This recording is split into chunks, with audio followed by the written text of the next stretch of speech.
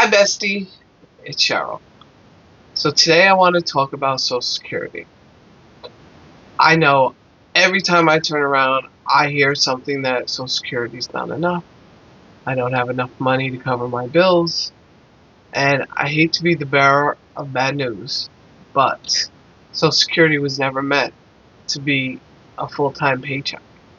Social Security came about in 1935 after the Depression, or the worst part of the Depression. And it was so that elders, the elderly, had basic things: basic food, basic place to live, and basic medical. That's it. Basic, bare bones basic. So Social Security back then was only meant to cover about 35% of your take-home income. They refer to it as a stool approach. There's three legs to a stool.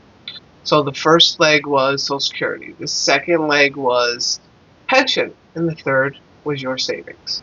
Now, even though things have changed throughout the years, it pretty much remained the same as far as percentages. So Social Security was never and continues not to be enough to live on.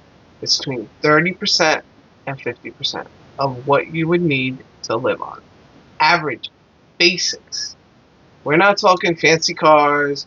We're not talking vacation homes and maybe not eating steak every day. But at the end of the story, it was supposed to be basics. Now, as far as being one of the lucky ones that has a pension, congratulations. I know there was a lot of work to get that pension, and you know, again, that only covers 2/3 of what you need. We all have to save, and I know there's times it's harder than not to save. It's very hard to save. And with the economy going up and gas prices are crazy and people don't have money for food, yeah, it's almost impossible. But stick around, subscribe to my channel, and I'm going to show you what you can do to reduce your expenses or increase your income, whichever way you look at it. So subscribe, tell your friends and family, your bestie is here.